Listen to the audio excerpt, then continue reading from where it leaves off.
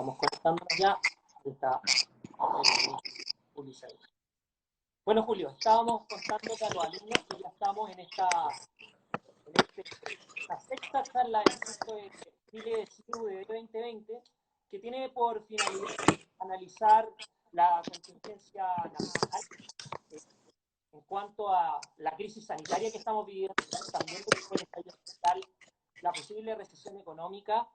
En ese sentido, la charla hoy día busca analizar cómo ha sido la estrategia y cuál ha sido la estrategia que ha implementado el gobierno para la crisis que tiene obviamente a todos, que es la crisis sanitaria producto del COVID-19, coronavirus.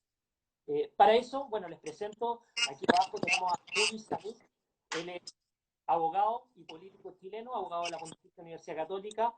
El año 2019 asumió como ministro de Bienes Nacionales, 30 años, es el ministro más joven de Estado que ha tenido la historia de Chile, así que eso igual es muy importante mencionarlo.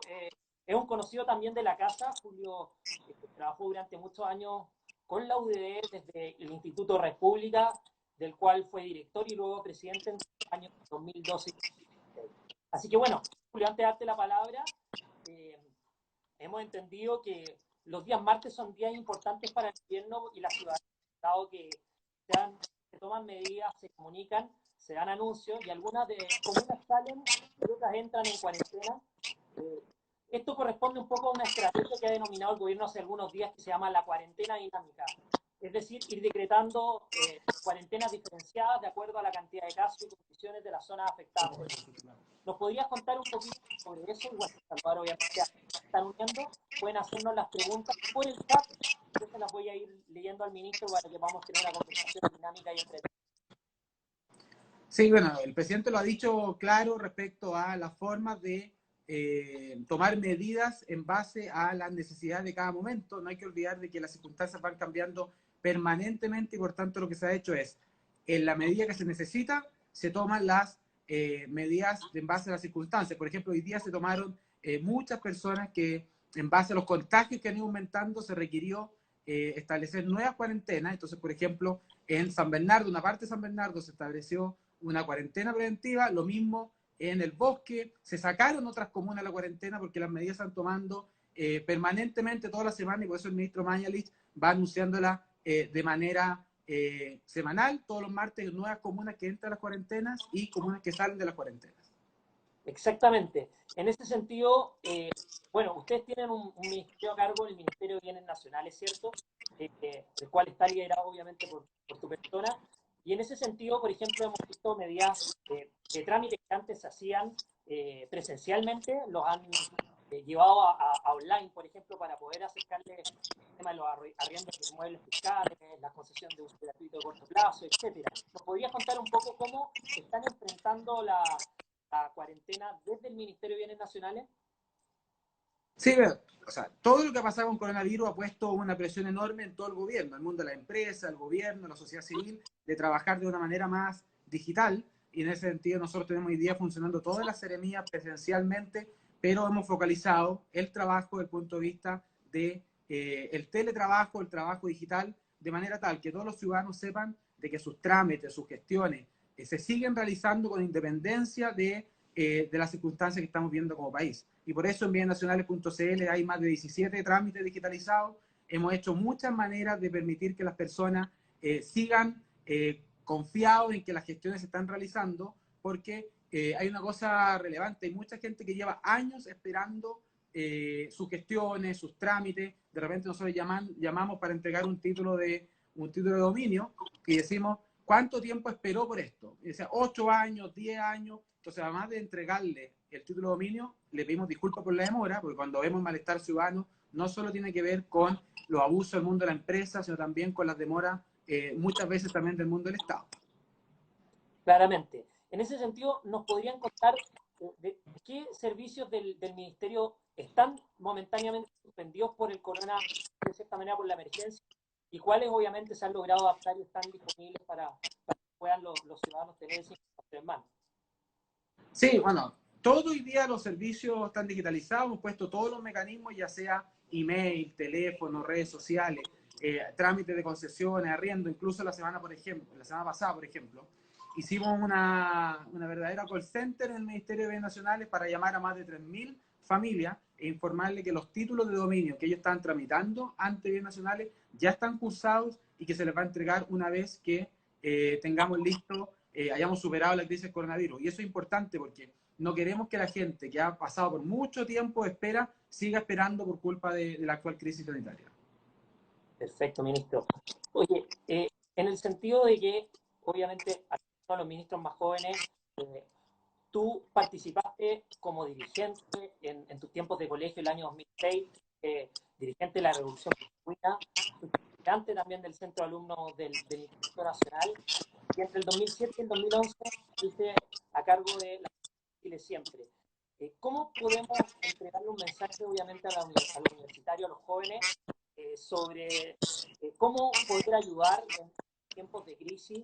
¿Qué acciones se pueden tomar desde el mundo universitario en ese sentido?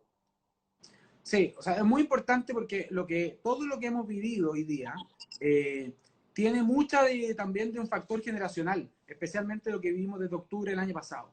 Y en ese sentido las nuevas generaciones tienen un gran aporte en materia de enfrentar la situación en base a la nueva auge de las redes sociales, en base a las nuevas tecnologías. Ahí el llamado, por supuesto, a estar muy informado, a informarse por los canales oficiales. Aquí hay fuentes oficiales de información y en ese sentido también lo invito a seguir permanentemente la información que hace el ministro de Salud, la ministra vocera de Gobierno, porque hay mucha información de repente que es falsa, que circula por las redes sociales como si fuera verdad revelada, y la verdad es que se requiere estar informado por los canales oficiales. Son momentos muy difíciles, de mucha incertidumbre, de falta de certeza, y por eso lo que se requiere es estar atento a la información oficial que entrega el Gobierno de Chile a través de las redes sociales. Eso es muy importante. Hoy día hemos visto, a partir de los últimos meses, la propagación también de un tema que es muy peligroso, que son las noticias falsas, las fake news. Y en ese sentido, los canales oficiales han sido muy importantes hoy día para despejar la información, sea de utilidad para los vecinos, sobre todo en el caso de los números de contagiados, casos reportados, y todo el estado de avance, obviamente, lo que ha sido el coronavirus en el país. ¿De qué manera, Julio, están desplegados como gobierno para enfrentar esta crisis? Y también en las regiones, porque si bien esto partió con un foco en la región metropolitana, principalmente en el sector oriente, hoy día enfrentamos situaciones bastante complicadas en la Araucanía y otras regiones. ¿Nos podrías contar un poco de eso? Sí, bueno, la verdad es que se han tomado medidas adecuadas en el momento adecuado. Esta es la mayor crisis sanitaria que ha experimentado el mundo y el país en los últimos 100 años. O sea, es una crisis muy grande que está poniendo bajo presión nuestros servicios sanitarios, la política en Europa, en América, en todos lados. Entonces, la verdad es que es importante transmitir la necesidad de tener una acción coordinada con una autoridad única, en este caso la autoridad sanitaria, que es el ministro Mañalich, y se van tomando medidas. ¿Y qué medidas han tomado? Una excepción constitucional, jefes de defensa nacional, medidas a nivel educacional, las clases están suspendidas, se adelantaron las vacaciones hasta el 24 de abril. Hay cuarentena total en todos los centros de Sename, cuarentena total todo para los adultos mayores. Se promulgaron ley de protección del trabajo, el trabajo a distancia, o sea, permanentemente se están tomando medidas para enfrentar el coronavirus, sabiendo que hoy día hay una crisis sanitaria enorme que va a perjudicar, obviamente, las posibilidades del sistema sanitario, la crisis económica futura, y el presidente de la República ha dicho algo muy cierto respecto que no queremos que una crisis sanitaria temporal termine convirtiéndose en una crisis económica permanente. En ese sentido, Julio, hemos visto también que hay se me corrió un poco la cámara, ¿no? En ese sentido hemos visto que hay una incertidumbre muy grande sobre lo que serán las decisiones futuras. Por ejemplo, se pospuso el plebiscito de abril y se habla de que en su momento se puede volver a clases luego de estas vacaciones anticipadas, ¿cierto?, de invierno, se pudiese volver a clases a fines de abril. ¿Cómo evalúan eso desde el gobierno? Bueno, el ministro de Educación ya se refirió al respecto y esto es bien relevante porque el ministro de Educación lo que ha dicho es que se van a ir tomando las medidas adecuadas cuando corresponda. Entonces, por ejemplo, hoy día estamos con clases con vacaciones, después se va a ir evaluando la situación semana a semana y quizás algunas comunas puedan entrar a las clases, otras comunas no, o bien va a ser necesario tener unas clases, por ejemplo, de enseñanza básica y otras clases de enseñanza media. Va a ser decisiones prudenciales que el ministro de Educación va a tomar en el momento adecuado. Desde otro punto de vista, también hemos visto que las universidades, por ejemplo, como la nuestra, han llevado a cabo clases vía online. ¿Cómo ustedes han visto el despliegue del gobierno en cuanto a la educación superior y cómo se puede apoyar a los estudiantes que hoy día, por ejemplo, no tienen internet o distintos recursos digitales para poder tener este tipo de clases en otras instituciones, ¿cierto? Sí, hoy día, mira, es un problema grande. Primero, tú lo que tienes es que esto ha puesto una presión en el mundo político, en el mundo económico, pero por supuesto también en el mundo educacional. Y muchas de las clases que antes se realizaban presencialmente hoy día por las circunstancias deben ser de manera tecnológica. Pero esto podría, y en muchos lugares acrecienta la brecha que hay entre las personas con más recursos y personas de menos recursos. Y por tanto, brechas que ya teníamos por desgracia en el país respecto a la capacidad económica de las familias se ven agravadas por la situación tecnológica. Y lo que nosotros no queremos es que familias que ya tenían muchas dificultades para que su hijo accediera a una buena educación y tuvieran mayores oportunidades, hoy día se ven eso más dificultado por lo que está pasando. Y por eso el Ministerio de Educación ha tomado una serie de medidas desde, uno, garantizar el almuerzo, la comida de las familias más vulnerables cuyos alumnos iban al colegio, a almorzar también, además de recibir las clases, así como la entrega de material, de habilitación de página web, y hoy día el presidente de la República anunció que los canales de televisión van a disponer un segundo canal, el canal 2 de su señal abierta, para poder transmitir contenido educativo que antes transmitía exclusivamente TVN, ahora van a poder transmitir todos los canales. Eso es muy interesante. Hoy día, al menos, la información ha sido transmitida por todos los canales de televisión y creo que es importante hoy día, como dice el ministro, informar a las familias que puedan tomar los resguardos necesarios para poder educar a la población también en cuanto a esta crisis. En ese sentido, algo y un dolor muy grande que han sentido las familias últimamente es el tema económico. Sabemos que hay familias que dependen a través de su trabajo el poder llevar la comida a casa. Hay trabajos independientes.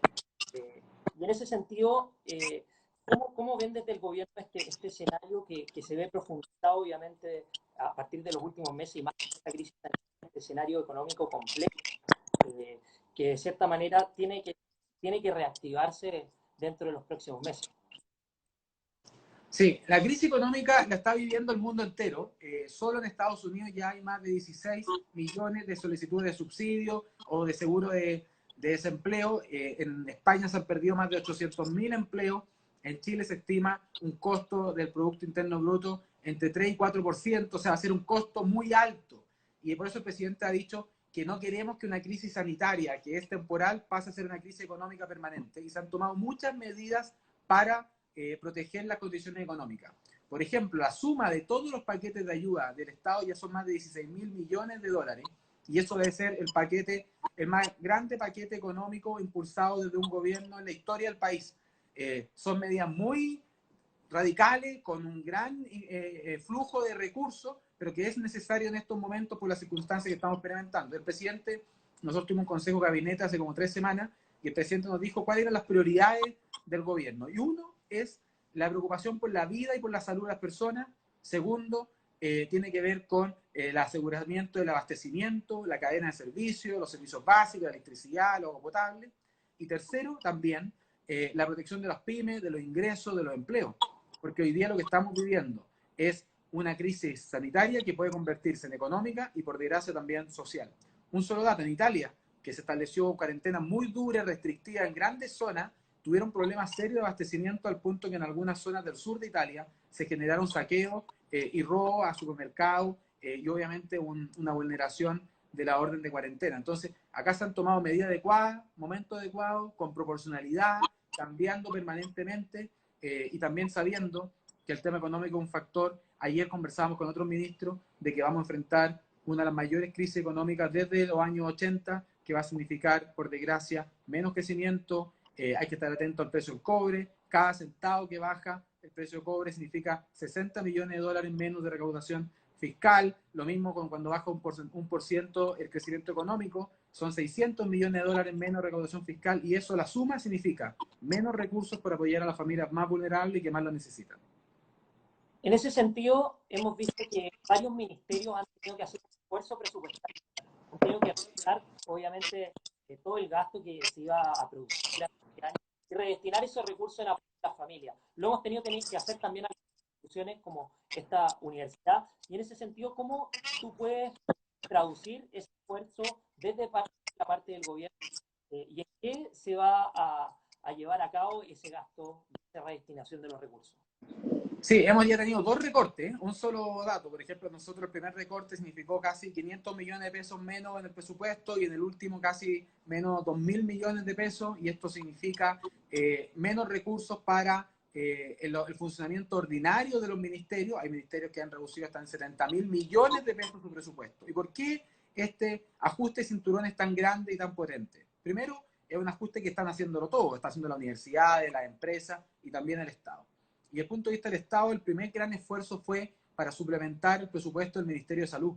El presidente de la República decretó el estado de emergencia, usó el 2% constitucional, y eso requiere que todos los ministros firmemos un decreto que permite disponer del 2% constitucional para focalizarlo en recursos de salud. Y para poder financiar eso y otro costo, el Estado se redujo desde el punto de vista de su presupuesto ordinario y se acrecentó en este plan de emergencia que el presidente ha impulsado para apoyar a las pymes, para apoyar a la economía, para asegurar créditos baratos y blandos de parte de los bancos, cosa que ninguna pyme hoy día, o que las pymes enfrenten de mejor manera lo que estamos viviendo como gobierno y como país.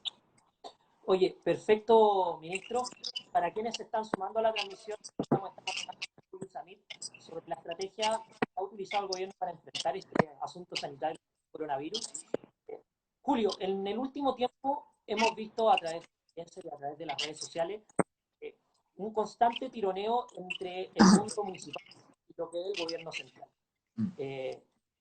Creo que hoy día enfrentamos una emergencia que necesariamente nos llama a trabajar juntos. Y en ese sentido, nos gustaría saber cuál es la opinión del gobierno en cuanto a las medidas que han adoptado los ministros y en cuáles han habido mayor discordancia. O sea, primero, acentuar la necesidad de coordinación. Estos son momentos en que se requiere mucha colaboración más que una lógica de confrontación. Y se requiere el aporte y la generosidad de todos los sectores. En ese sentido, por ejemplo, los alcaldes representan de muy buena manera el sentido más local, la realidad, la necesidad directa de la familia.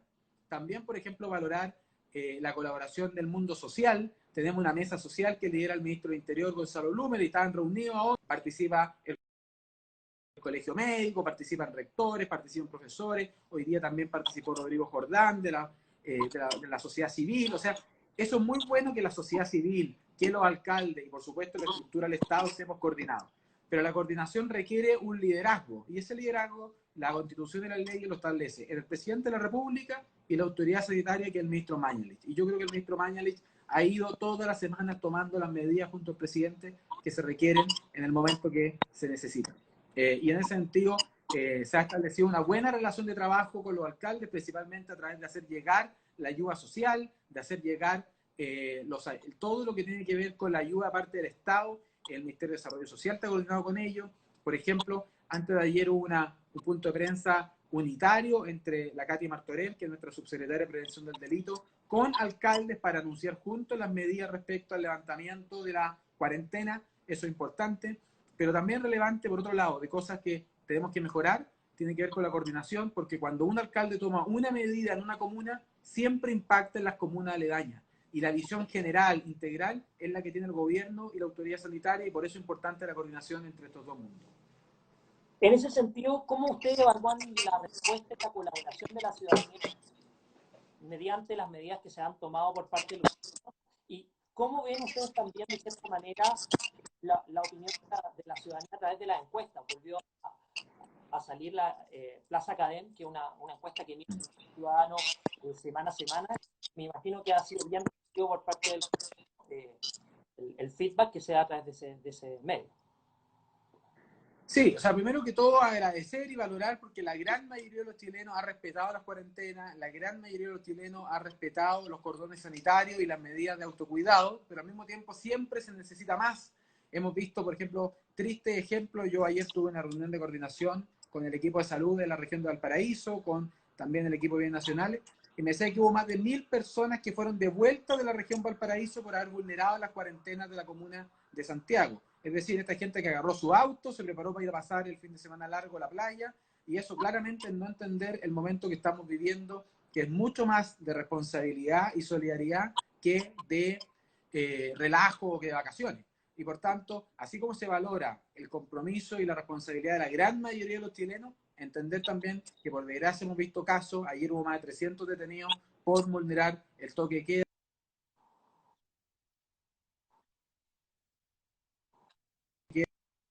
puesto para protección precisamente de los próximos ciudadanos, de los propios ciudadanos y de las familias. ¿Se ha analizado la opción de extender, por ejemplo, el estado de catástrofe o tomar medidas radicales en sectores de la población donde no se está cumpliendo necesariamente con las indicaciones de la cuarentena? Sí, hay que recordar primero que el estado de emergencia y el estado de excepción constitucional que decretó el presidente de la República dura 90 días y por tanto vamos a estar 3 meses con esta circunstancia. Partió a mediados de marzo y por tanto nos queda hasta mediados de junio.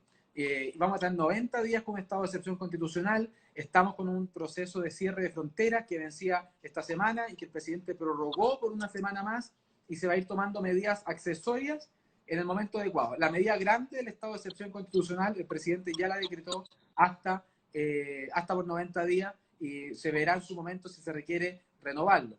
Y el estado de excepción constitucional lo que permite, entre otras cosas, que las Fuerzas Armadas colaboren en la protección del abastecimiento, de la infraestructura crítica, permite tener un jefe de defensa nacional que colabora en cada región, que asume el mando de la región y trabaja en coordinación con los intendentes regionales. Son cosas importantes que en el momento actual que estamos viviendo se requieren medidas de este tipo, de descentralizar la gestión. Por ejemplo, precisamente por la alerta sanitaria, el ministro de Salud ha podido centralizar todo el uso de las camas públicas y privadas, de disponer de, por ejemplo, ventiladores que estaban ventiladores mecánicos que estaban en el mundo privado, estar también dentro del sistema centralizado de salud. Y son medidas que la Constitución y la ley contempla para estas circunstancias especiales y obviamente situaciones excepcionales ameritan también medidas excepcionales.